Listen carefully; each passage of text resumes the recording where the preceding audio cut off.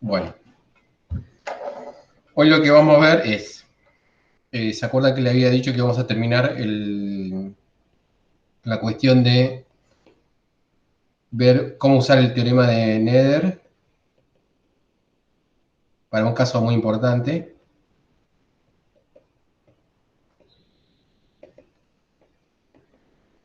Y después, en la segunda parte, vamos a empezar con el problema de dos cuerpos, que es importante porque, bueno, ahí tenés toda la cuestión de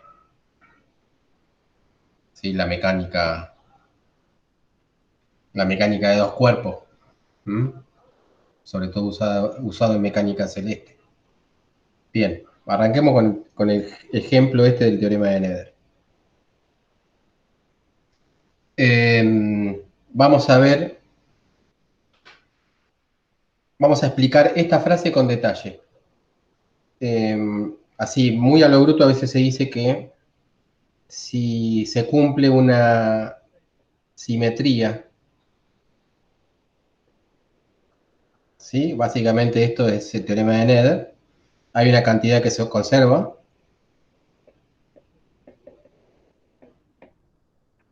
Vamos a ir al caso particular en donde tenemos que la simetría es una invariancia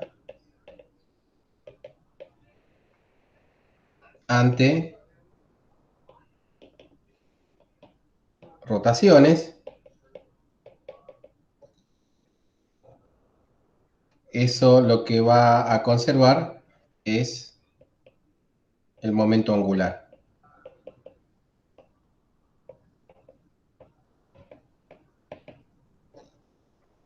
¿Mm? O sea, vamos a explicar detalladamente qué significan estas frases. La invariancia entre rotaciones, para ir más al detalle, está claro que si hay invariancia ante rotaciones infinitesimales, va a haber invariancia ante cualquier rotación, ¿no? Porque cualquier rotación es como la aplicación de muchas rotaciones infinitesimales. O sea que nosotros lo que vamos a hacer es, primero, suponer que la acción es invariante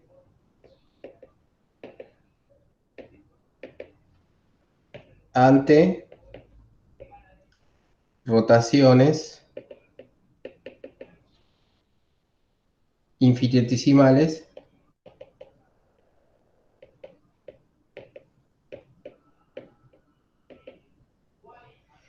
alrededor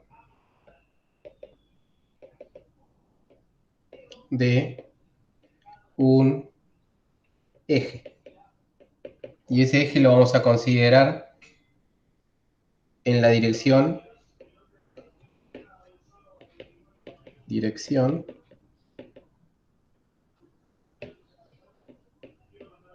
n versor. ¿Sí?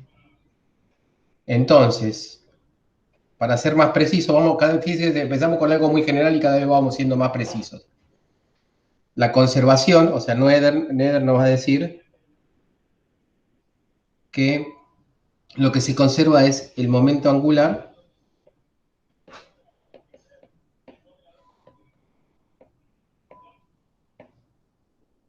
en la dirección de ese eje, en la dirección n versor. ¿Está bien? O sea que la cantidad conservada en realidad es L vector, o sea, ese es el momento angular de todo el sistema, en la dirección de n versor. ¿Está bien? Lo proyecto ahí y esa cantidad es la que se conserva. ¿Ok?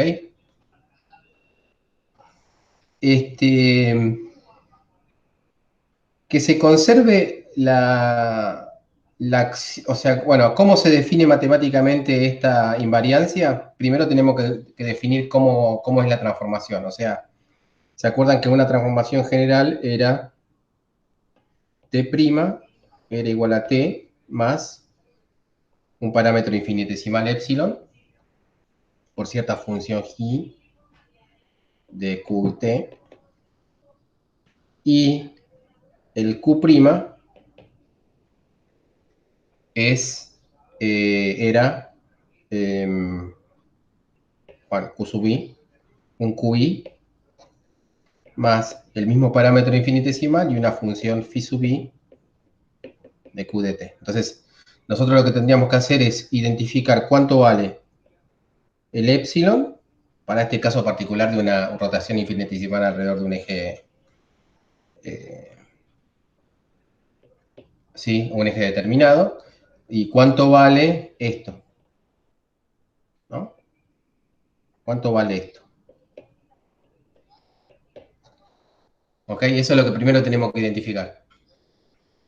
Y después, una vez identificado eso, lo que vamos a ver es que decir que la acción sea invariante entre una rotación infinitesimal se reduce, entonces, vamos a ver, ¿sí? Que ese postulado, que esta suposición es equivalente a pedir que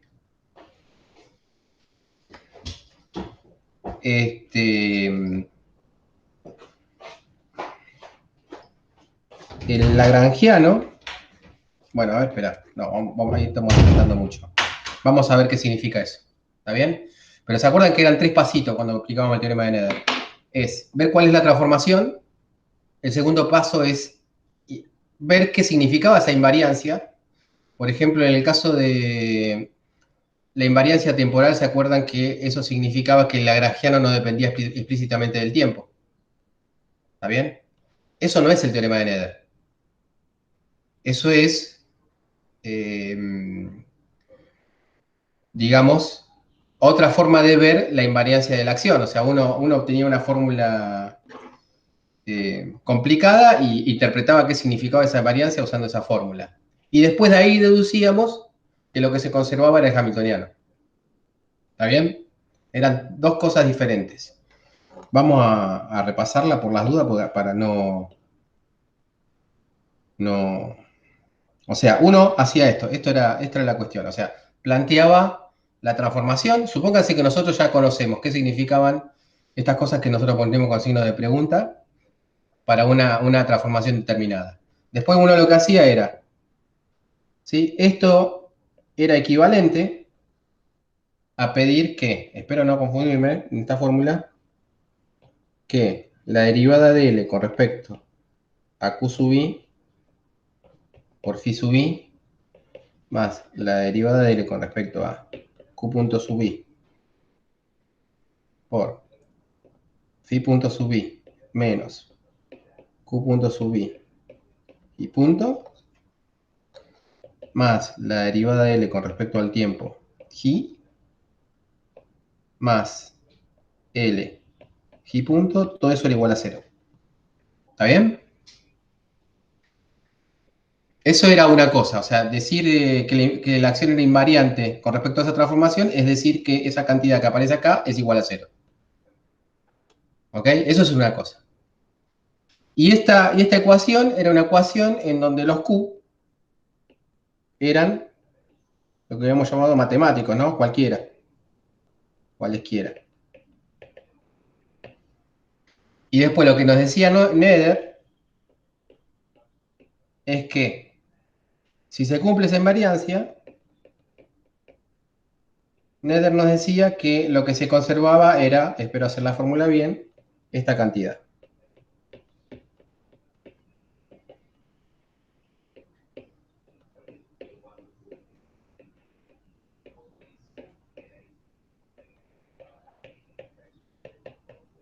¿Está bien? Después controlaremos si están bien las fórmulas, pero creo que no me equivoqué.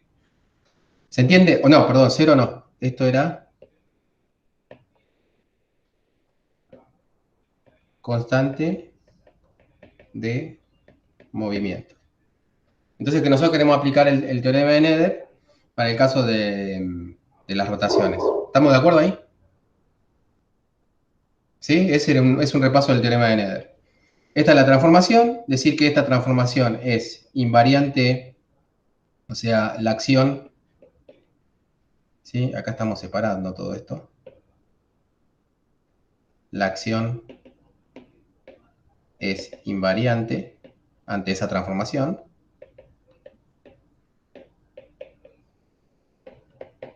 Si decimos que la acción es invariante ante esta transformación, eso es equivalente a decir que esto que está acá es igual a cero, siendo Q cualquiera.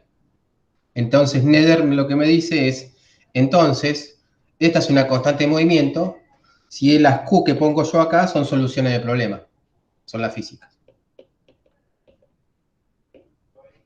¿Está bien? O sea que nosotros, para estudiar bien el tema de las rotaciones y la invariancia del momento, la conservación del momento angular, lo que tendríamos que identificar son bien estas tres cosas. ¿Qué son? ¿Qué significan, digamos, el G, el phi sub i y el epsilon? Segundo, ¿qué significa la ecuación esta que igual va a cero principio? Con Q cualquiera, y después identificar cuál es la cantidad que se conserva. ¿Está bien? Entonces, vamos a demostrar el teorema para dos situaciones particulares. Primera situación,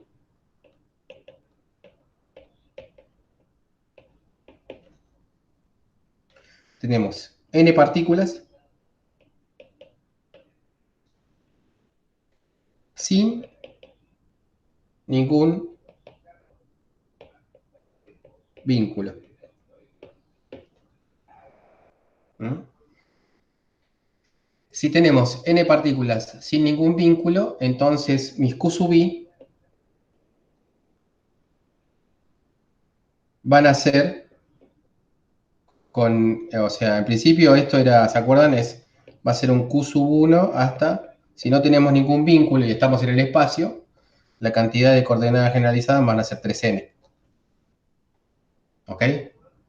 Entonces, nosotros no vamos a usar esas coordenadas, va a ser mucho más fácil usar x sub i, ¿está bien?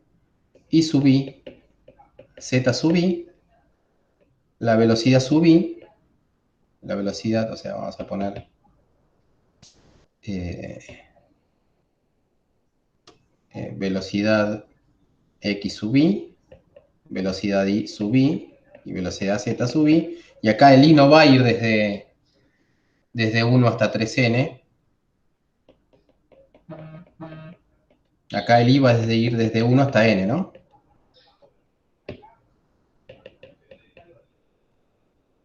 Cambiamos. Me quedo con esto. Me quedo con esta elección de coordenadas, no con las q. ¿Sí? Entonces, si yo me quedo con esa elección de coordenadas, la ecuación, las ecuaciones de Euler-Lagrange van a ser, por ejemplo, la derivada de L con respecto a, bueno, el x sub i lo puedo poner de forma más sencilla acá. A ver, espero que, bueno, después si tengo que volver atrás me van a entender. Acá yo voy a poner x punto sub i, y punto sub i y z punto sub i. Entonces esto va a ser x punto sub i, la derivada con respecto al tiempo, menos la derivada de L con respecto a x sub i va a ser igual a 0. ¿Está bien? También lo voy a tener lo mismo para... Todavía no estoy diciendo A, por ahora lo estamos poniendo en contexto en el cambio de coordenadas que estamos usando. Esto sería i punto sub i menos la derivada de L con respecto a i sub i. Y después lo mismo para z, ¿no? Y esto lo podemos escribir en forma resumida si usamos lo que es el concepto de gradiente.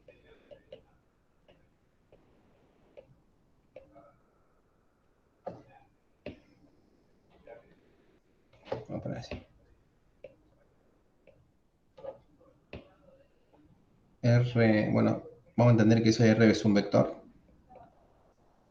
derivado, sub i, vamos a escribirlo mejor, más grande para que se entienda.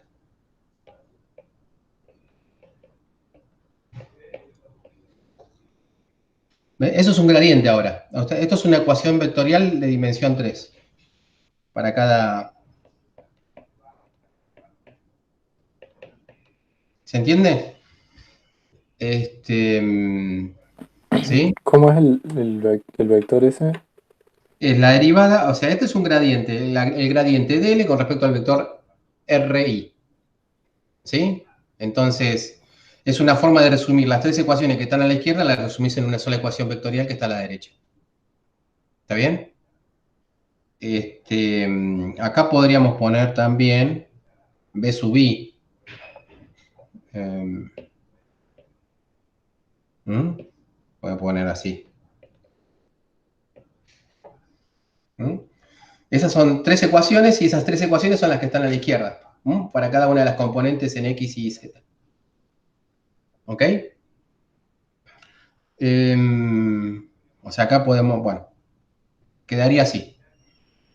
¿Se entiende? O sea, en vez de tener tres n ecuaciones, tres n ecuaciones escalares, lo que vamos a tener son n ecuaciones vectoriales, ¿sí? En tres coordenadas. O sea, son la misma cantidad de ecuaciones. ¿Está?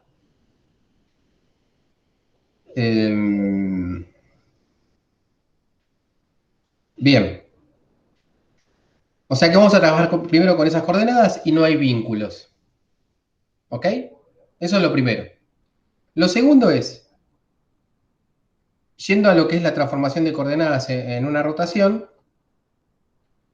este, uno lo que podríamos demostrar después, así podemos avanzar ahora un poquitito, es que si yo tengo, a ver, vamos a suponer, primero en el plano, si yo estoy en el plano nada más, y tengo un vector posición desde el origen, este sería el RI.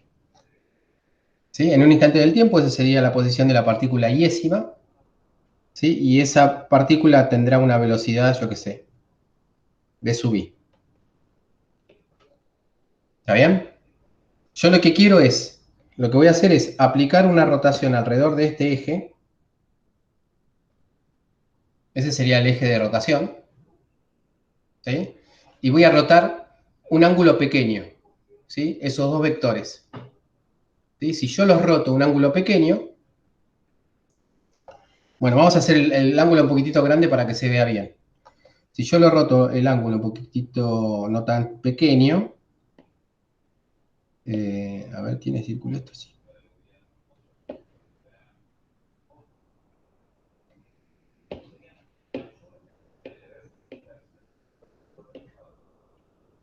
¿Está bien? O sea,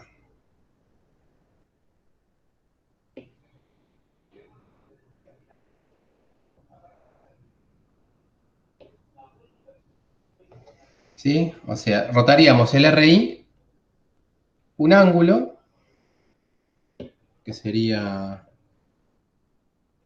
este sería mi ángulo de rotación, ¿ok? O sea que este sería el RI', ¿está bien? Y a la vez la velocidad también se rota. A ver, lo voy a correr un poco.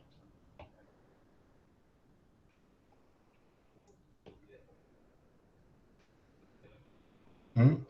O sea, la velocidad original que estaría acá, hacemos una copia de esa velocidad y esa velocidad estaría más o menos así.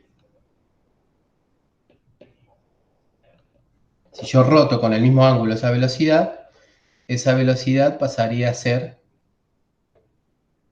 bueno, me la juego. ¿Mm? ¿Qué pasó? ¿Qué pasó?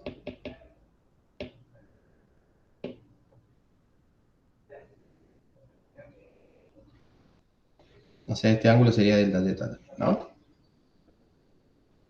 Es una rotación, ¿no? Agarro los dos vectores y lo roto un ángulo, delta teta. Bien, y esta sería mi velocidad sub i'. Esa velocidad sub i' yo la puedo pensar eh, como una velocidad i más un delta B sub I y el RI' también, ¿no?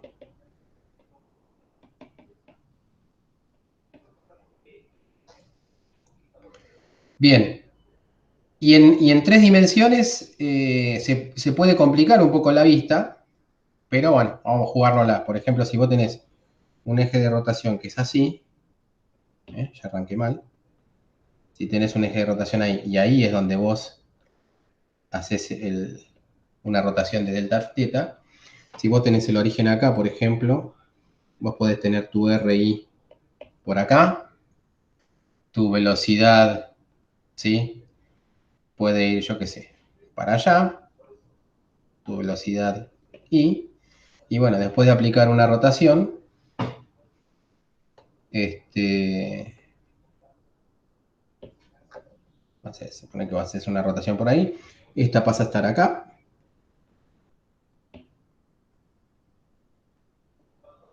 ¿sí? Y tu velocidad por allá, digamos, ¿no? De alguna manera. De sub I' y R sub I'.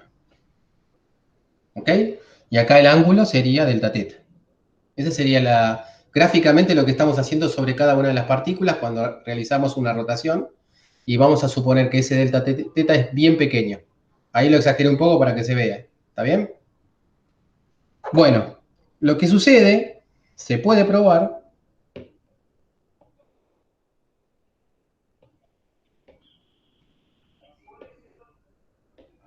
que el R sub I', vector, es igual al R sub I más n versor producto vectorial R sub I, ¿sí? Este, por delta θ. ¿Está bien? Y el B sub I' es lo mismo, B sub I más n versor producto vectorial. Esto hasta gráficamente se puede hacer, pero ahora me parece que nos vamos a quedar corto con el tiempo si lo hacemos. Lo podemos dejar para el práctico o para la consulta, por delta θ.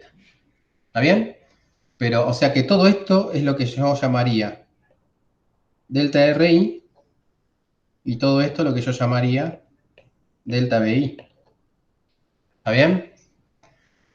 Y de eso que yo puedo deducir, que yo tengo ahí, si yo ahora a la transformación de coordenadas, en vez de usar Q, uso los R y los B, bueno, uso los R, tendría que mi T' es igual a T más un epsilon por cierta función G, y vamos a poner los RI', ¿sí? Van a ser los antiguos más, vamos a llamar epsilon, y ahora esto sería un vector.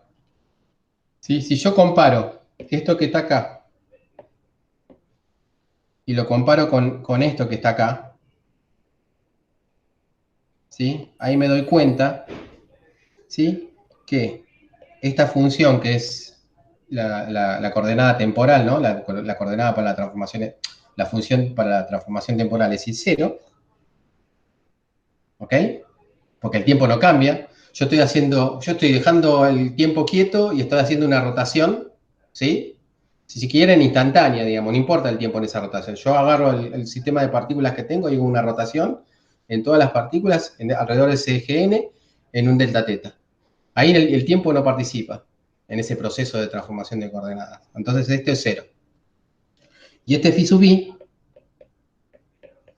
va a ser igual al n versor por el RI mismo, y el epsilon va a ser igual a el parámetro infinitesimal, que es el delta θ.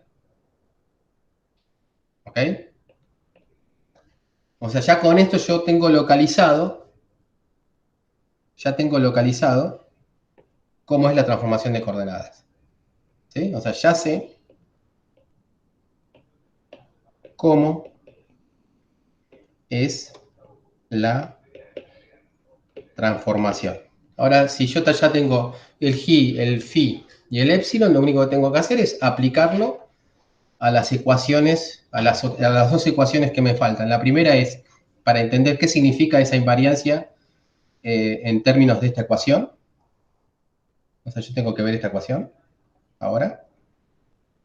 Y después, si quiero ver la cantidad que se conserva, tengo que ver esta ecuación. ¿Está bien?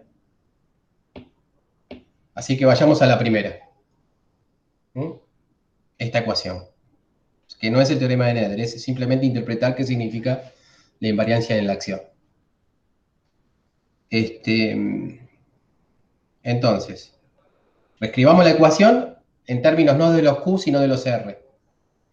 Si yo escribo esa ecuación en términos de los R, la ecuación me va a quedar así. Acá antes ponía, el primero que ponía era Q sub I por phi sub I. ¿Sí? Eso es lo que hubiese puesto antes, en el primer término de esa ecuación. Ahora lo que voy a poner es esto.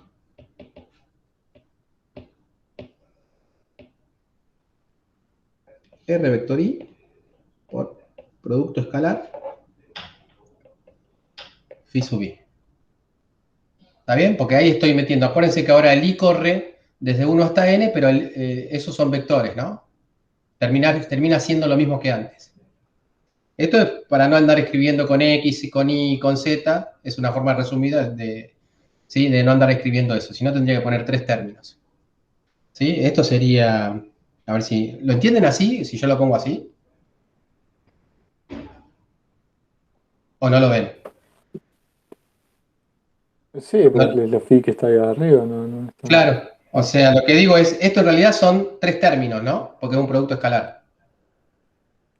¿Sí? Sí, sí. En vez de andar escribiendo explícitamente esos tres términos, yo lo pongo en uno solo. Los tres términos son uno para X, otro para Y y otro para Z. Mm. ¿Está bien? Déjalo Entonces yo... anotado por las dudas. Bueno, Por las está, está, dudas, pero está, sí, sí. está. Ahora me doy cuenta. Ah, está bien, entonces no quedaba tan... A ver. Esto es un resumen de poner esto. Claro, sí, sí, X me sub doy I. cuenta, pero yo por ahí se agarro de ¿Está nuevo y bien? pizarra Espera, y espera. capaz que me confundo. La derivada de I sub I, phi sub I, ¿no? Más la derivada de L con respecto a Z sub I, phi sub I, Z, ¿no? Porque esto es un vector, el que está acá. ¿Está bien? Esto es eso. Y acá yo voy a poner otro término que sería el que le sigue, que es la derivada de L con respecto ahora a la velocidad v sub I, producto escalar, y ahí teníamos que era el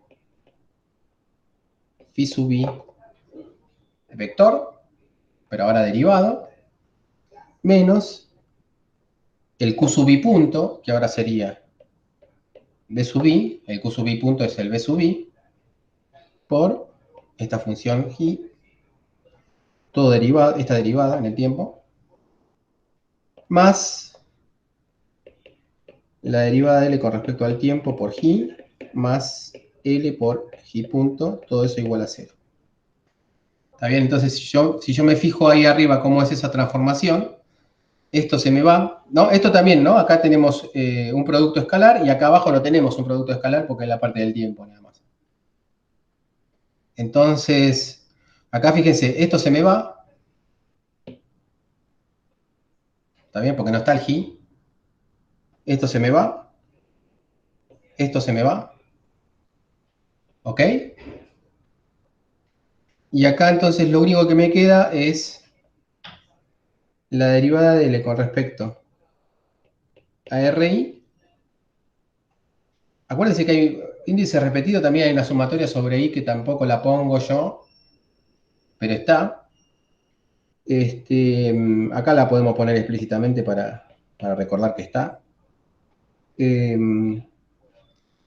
Y acá este phi sub I, ¿se acuerdan que era N versor por RI, no? ¿Está? Y el otro es la derivada de L con respecto a B sub I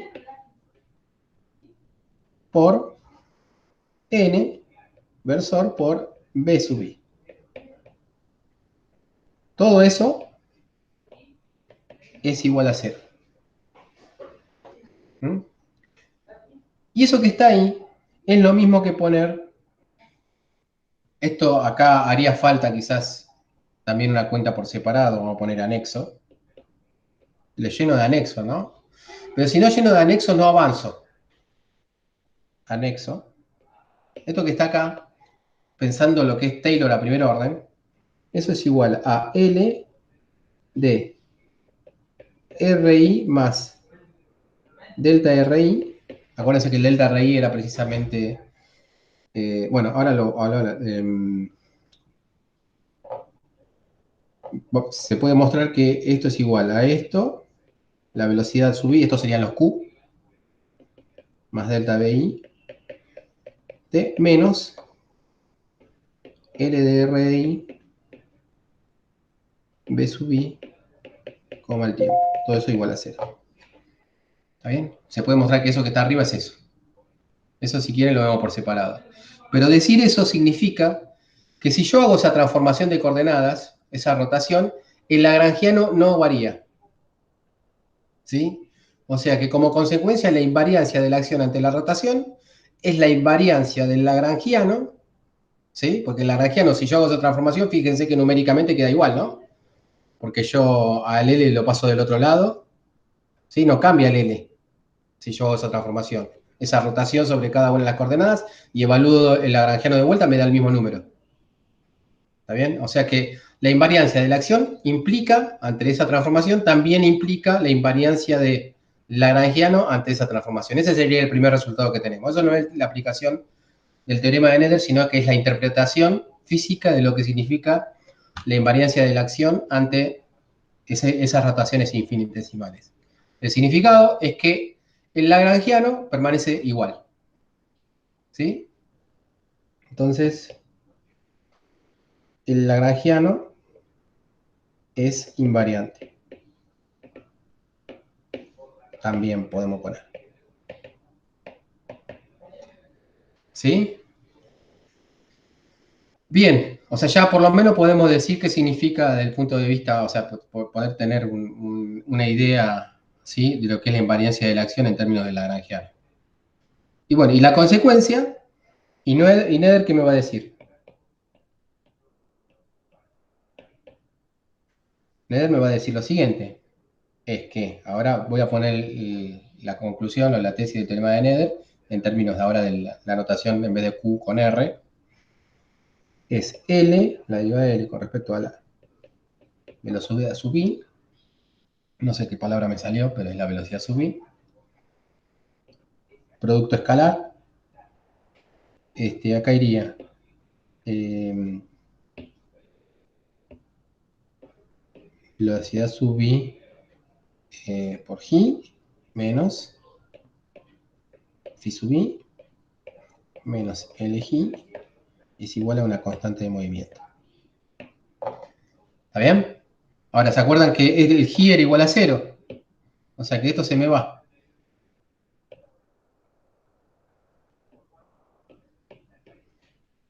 ¿Está bien? Y lo único que me queda entonces es que la derivada de L con respecto a BI por phi sub I, saco el signo menos, lo saco para afuera, es igual a una constante de movimiento. ¿Está bien? Acuérdense que acá siempre hay una sumatoria sobre I que no pongo. ¿Mm? Y fíjense, esto que está acá es el momento canónico conjugado, generalizado, ¿no?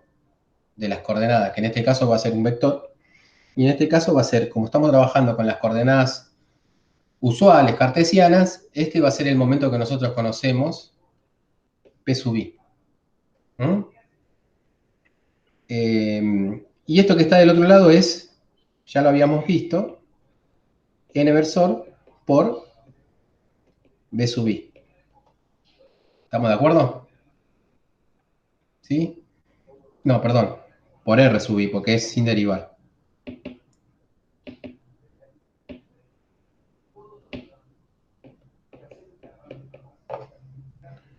Y acá tenemos una sumatoria de ni, que ahora lo voy a poner explícitamente porque me conviene.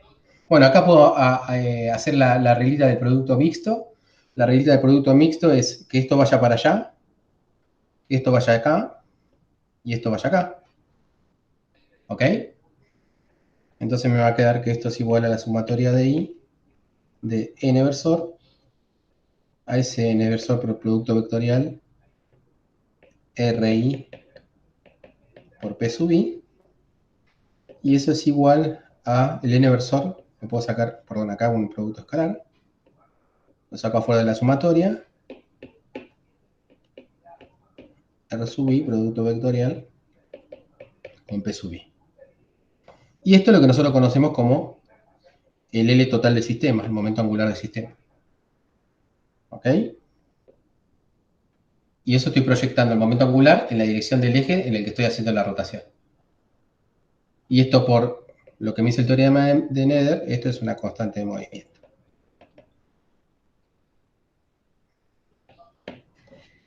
¿Estamos? Acá, acá hay unas cuentas que yo me salteé. Esta también es una cuenta que yo me salteé, pero quizás es la más fácil de todas. Mostrar que esto que está acá es el momento que nosotros conocemos masa por velocidad, ¿sí? De la partícula iésima. Eso también podríamos poner un anexo para mostrar eso, pero bueno, váyanme creyendo lo que yo pongo como anexo y uno llega a esta conclusión. O sea, en un sistema de n partículas en que no tiene vínculos, si yo lo que hago, si yo supongo que la acción es invariante ante una rotación infinitesimal alrededor de algún eje particular, ¿sí? Como primera conclusión, estoy diciendo que también el lagrangiano es invariante ante esa transformación, y el teorema de Nether me dice que lo que se va a conservar es el momento angular alrededor de ese eje. ¿Ok? Y ahí estamos de vuelta con la simetría. Si ustedes tienen un sistema donde el sistema no cambia si uno realiza esa rotación, eso significa que se va a conservar el momento angular en la dirección de esa rotación. ¿Está? Ahora vayamos a un caso un poquitito más general, porque esto no es solamente cierto para un sistema de partículas que no tienen vínculos. ¿Está bien? O sea, cuando estoy hablando de un sistema de partículas que no tienen vínculos, estoy hablando de un sistema de partículas que interactúan, pero esas interacciones no son interacciones de vínculo, no son fuerzas de vínculo. ¿Está? Son interacciones, por ejemplo, gravitatorias, eléctricas o lo que sea. ¿Ok?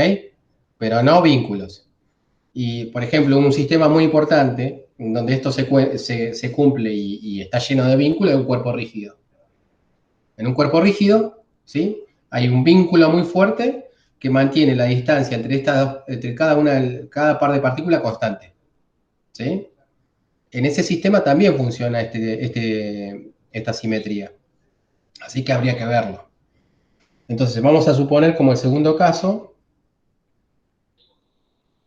acá había puesto primera situación, segunda situación.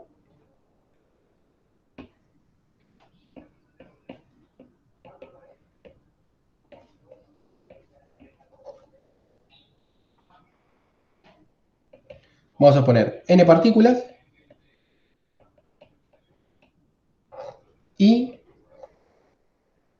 m vínculos holónomos. ¿Mm?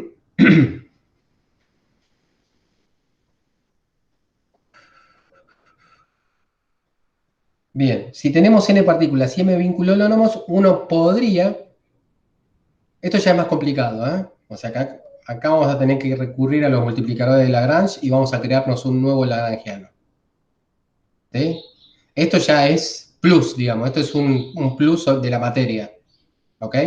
Esto si no va en el final no importa. A eso me refiero. Pero estaría bueno, está bueno que lo sepan. Si nosotros tenemos m vínculos holónomos, ya sabemos que lo podemos tratar como si fuesen vínculos semiholónomos. ¿Está bien? Es un truquito que uno hacía para explicitar las fuerzas de vínculo holónomas. ¿Está bien? semi-holónomos.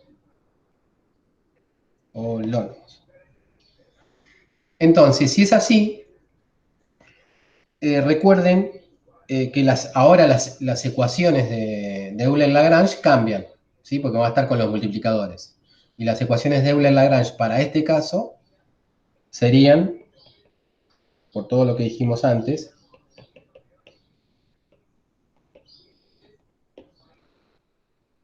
serían la derivada de L con respecto a velocidad sub i por, no, ¿qué dije? La derivada con respecto al tiempo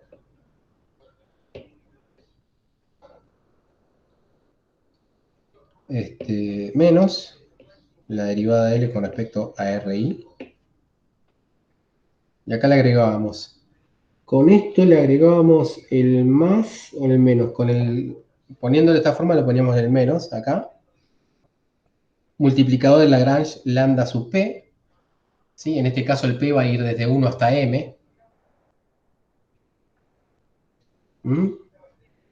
Y acá era, lo que iba a hacer es la derivada del f, el f sería la función que explicita el vínculo pésimo, f sub p, con respecto a r sub i, eso era igual a 0. Esto era lo que a veces, lo que hacía de a, pi, ¿no? Nada más que cuando era un vínculo anónimo, eso era la derivada parcial con respecto a RI. Esta es, yo lo puse ahí como ecuación, esto sería de vuelta un gradiente, pero la idea es la misma generalización que lo hicimos para el lagrangiano, ¿sí? En vez de usar derivada parcial, ahora usamos gradientes. ¿Está? Bien, o sea, teníamos esta n ecuaciones y además teníamos las otras m ecuaciones de vínculo, y las ecuaciones de vínculo eran la derivada de f de p con respecto a RI, acá sería producto escalar b sub i más la derivada de f de p con respecto al tiempo igual a 0. Estas serían las m ecuaciones. ¿Está bien? Con estas n más m ecuaciones resolvíamos el problema. Hasta acá no hay nada raro. Bien, ahora, ¿cuál es la idea? ¿Cuál es el truco ahora? El truco es crearnos un nuevo lagrangiano. Nos creamos un nuevo lagrangiano. Nos inventamos un nuevo lagrangiano, donde las coordenadas van a ser R1, R2, R3, Rn, y vamos a agregar como coordenadas lambda 1, lambda 2, hasta lambda m. ¿Ok? No las creamos, no creamos nuevo lagrangiano que tenga esas coordenadas. O sea que el lagrangiano va a ser vamos a poner un L pero cursivo, que va a depender de los R en principio, de las velocidades, de las lambda, y si quieren lambda punto, para ser completito. Vamos a ver que no va a depender del lambda punto. Y vamos a definir ese lagrangiano como el lagrangiano inicial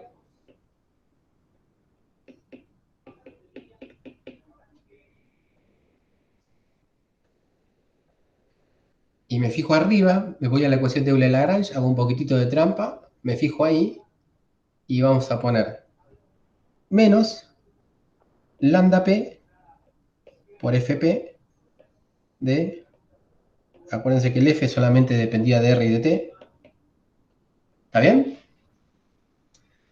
Me creo ese lagrangiano y me digo yo, bueno, ¿cuáles son las ecuaciones de movimiento de ese lagrangiano? Entonces, se puede probar fácil, muy fácil es esto, vamos a hacerlo, que las ecuaciones, entonces, las Ahora, ¿cuántas ecuaciones de movimiento va a haber? N más, no, acá sería, la cantidad de ecuaciones de movimiento que va a haber son 3n más m ecuaciones de movimiento, ¿no? Bueno, precisamente esas 3n más m ecuaciones de movimiento van a ser estas que están acá. ¿Sí? Acá, fíjense, dicen n ecuaciones, pero en realidad son 3n ecuaciones, ¿no? Porque son vectoriales. ¿Mm? Entonces, si uno define ese lagrangiano, lo que va a tener son esas ecuaciones de movimiento, o sea que es completamente equivalente plantear el problema de multiplicadores de Lagrange de la forma que veníamos haciéndolo, o creándonos un nuevo lagrangiano donde tenemos una nueva coordenada, que las coordenadas extra que tenemos son los multiplicadores de Lagrange. ¿Tá? Fíjense, agarremos una ecuación, agarremos una ecuación de movimiento para un R sub i particular. Entonces, esto va a ser, la ecuación de movimiento para ese R sub i, ¿cuál va a ser? La derivada, así sería, derivada con respecto al tiempo de la derivada de la nueva lagrangiana con respecto a b sub i, que sería la velocidad, menos la derivada de la nueva lagrangiana con respecto a r sub i. ¿Estamos de acuerdo? Eso sería la ecuación de movimiento para r sub i. Ahora, si yo me fijo qué es la lagrangiana, bueno, la lagrangiana nueva va a tener la lagrangiana vieja, o sea, yo puedo poner la ecuación primero para la lagrangiana vieja,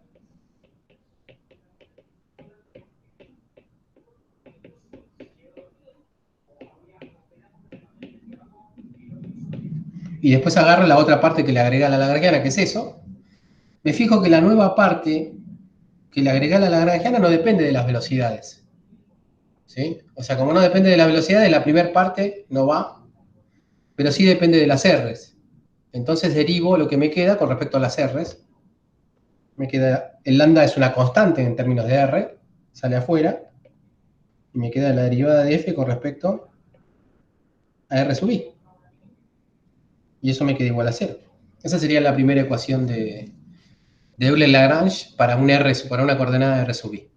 Y fíjense que es la misma ecuación que teníamos antes, ¿no? La de Lagrange generalizada con multiplicador de Lagrange. Así que estamos ok. Y después, si quiero hacer la ecuación de Euler-Lagrange para la lambda, ¿sí? A ver, tendríamos la derivada con respecto al tiempo de la derivada de la lagrangiana, ¿sí? Con respecto a lambda punto, ¿sí? Menos la derivada de la nueva lagrangiana con respecto a lambda. Vamos a poner un lambda sub p igual a 0. ¿Sí? Lambda punto no depende nada de lambda punto. ¿Sí? En cambio de lambda p depende la última parte. Entonces me quedaría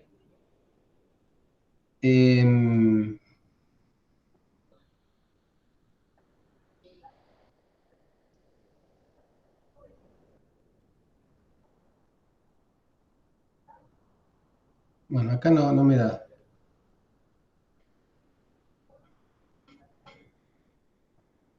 Danger, danger. Acá me estoy comiendo algo.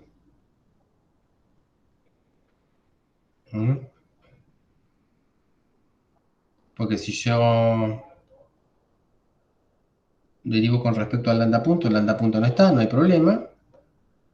Si yo derivo con respecto al lambda p, me queda el fp solamente. ¿Mm? Ah, está bien. O sea, la otra ecuación que me queda es directamente fp drt igual a 0, que son las ecuaciones de vínculo. ¿Está bien?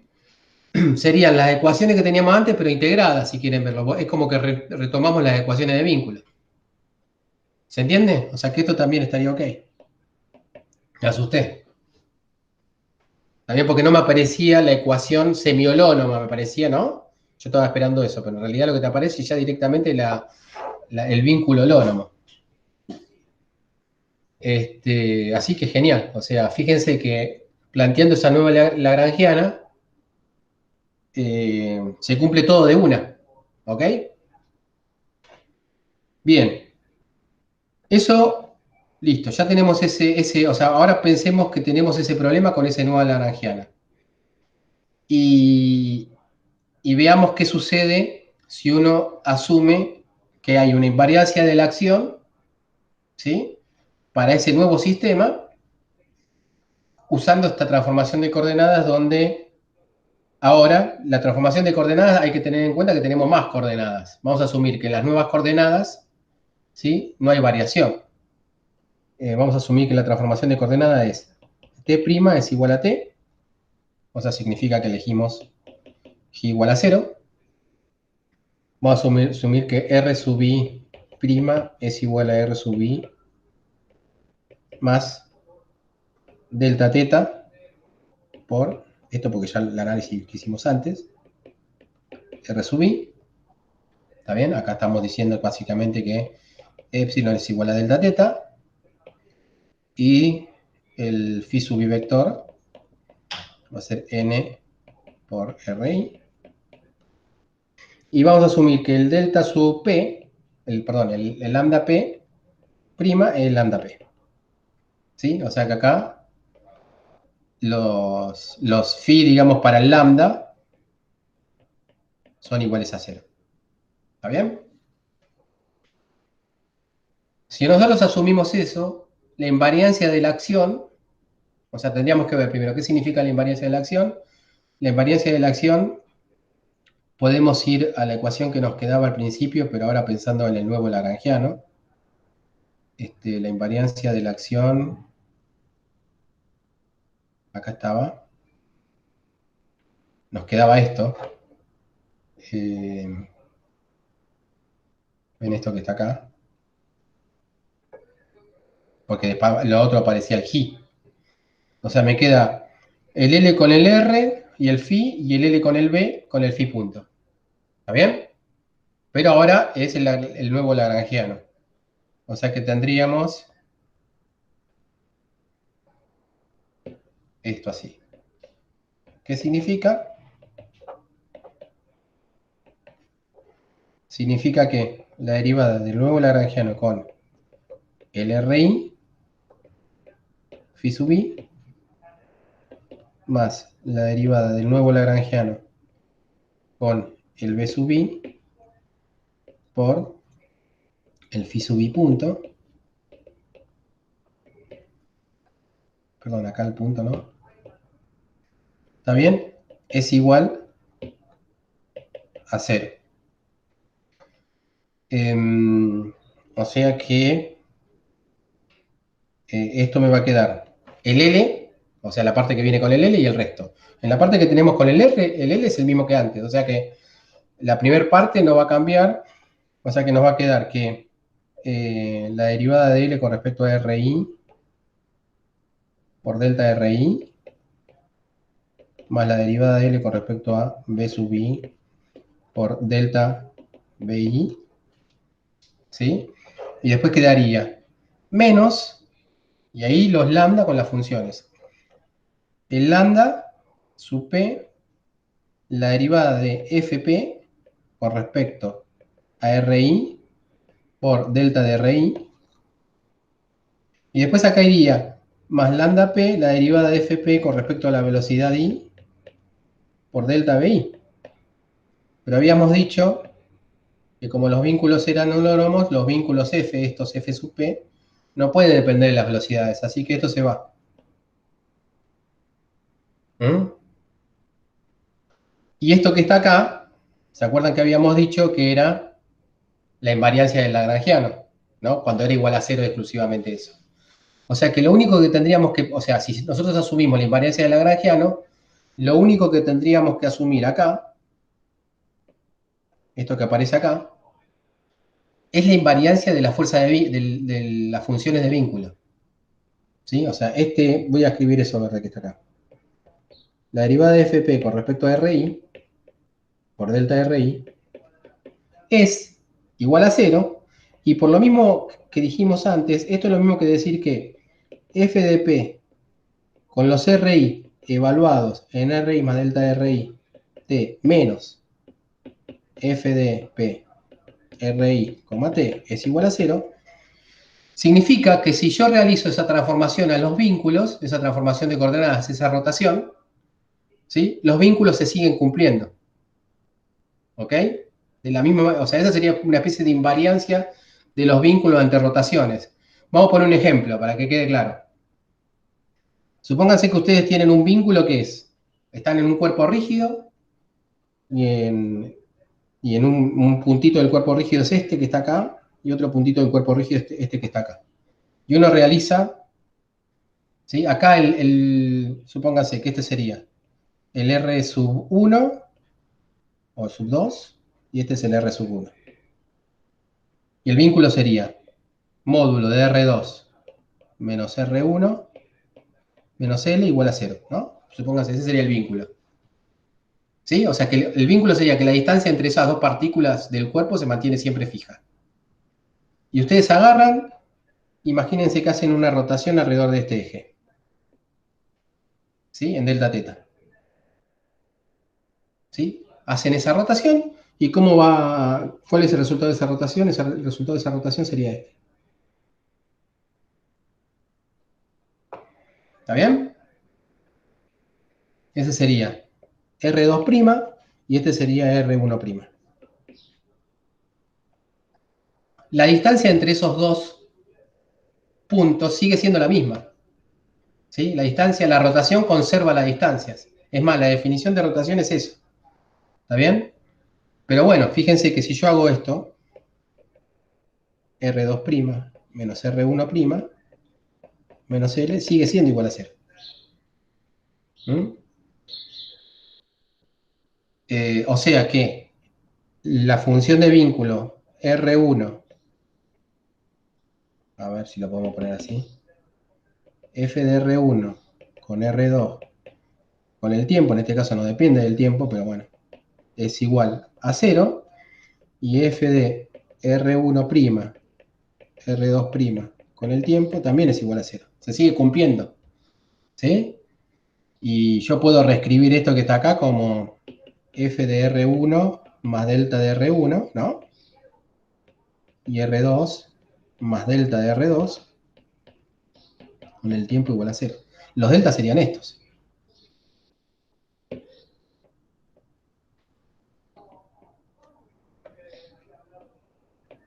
¿No?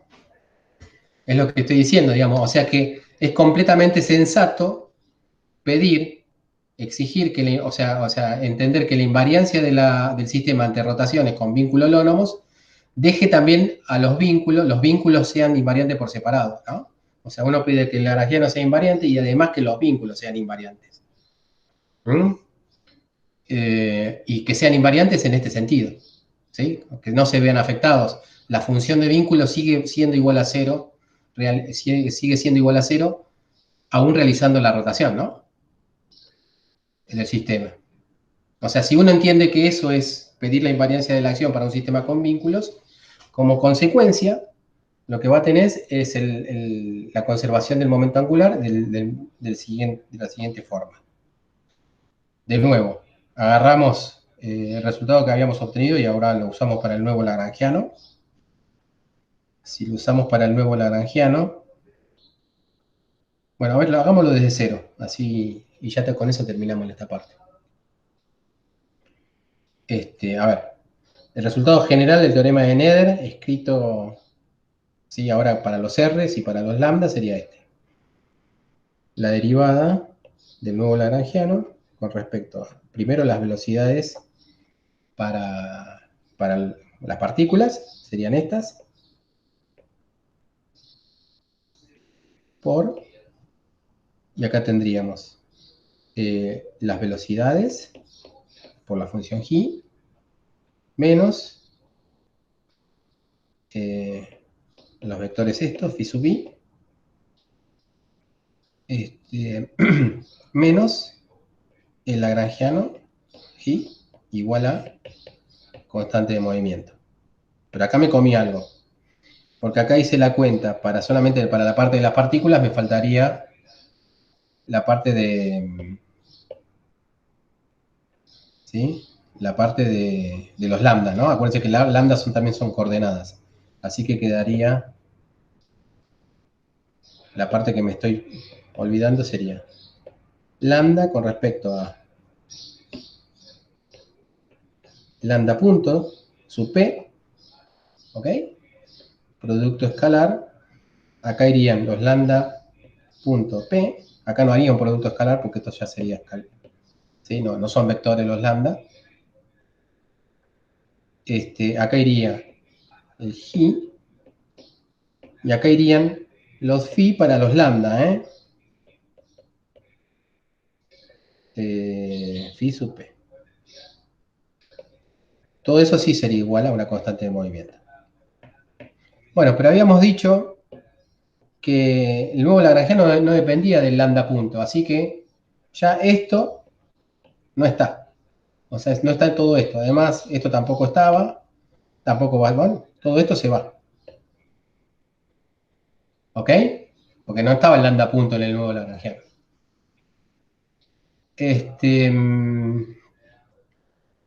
Ahora, veamos. Entonces, tampoco está esto, ¿no? Porque el G no está. ¿Sí? Y tampoco está esto. ¿Mm? Ahora, me quedaría la derivada del nuevo lagrangiano con respecto a BI por phi sub i igual a constante de movimiento. Pasé el signo para el otro lado. Y recuérdense que en la función, la parte que tenía los multiplicadores de Lagrange, donde estaban las funciones de vínculo, los vínculos no dependían de las velocidades. ¿Sí? Como los vínculos no dependen de la velocidad, cuando yo derive acá con respecto a las velocidades, me va a dar cero esa parte. ¿Sí? Acuérdense que esto que está acá son velocidades, ¿no?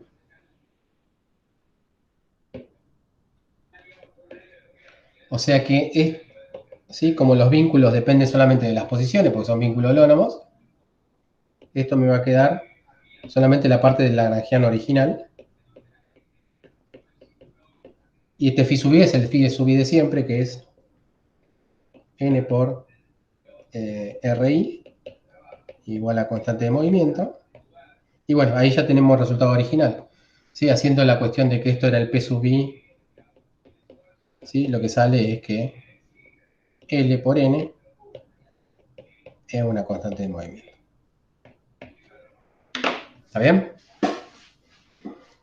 Y con eso terminaríamos. Acá hay varios pasos intermedios quizás que sea necesario explicar, pero obviamente si los explicábamos no llegábamos a explicar esto en una hora, así que esos pasos intermedios pueden verlos Sí, no, y, por consulta mejor. Bueno, sí, todo y con más lo vemos tiempo. en la consulta. Ujú. O sea, se lo explico, no entra dentro del final, si quieren explicarlo dentro del final sería genial, y lo di porque es muy, muy, muy importante. ¿Está bien? Es muy importante porque es muy importante. Siempre que en física vean alguna forma de conectar una simetría con un resultado, ¿sí? Con un resultado físico, aquí en este caso el resultado físico es una conservación de cierta cantidad física, es muy importante, digamos. ¿Está bien? Desde el punto de vista conceptual, teórico, como que son grandes progresos, digamos. Y acá, aunque es un poco rebuscado llegar hasta ahí, ¿sí? Si entienden, bueno, primero tienen que identificar qué significa la invariancia de la acción y después aplicar el teorema de Nether. Los pasos, ¿sí? Bueno, llegado el momento pueden repasar esto y reestudiarlo para otro ámbito de la carrera. Bueno, dejo de grabar.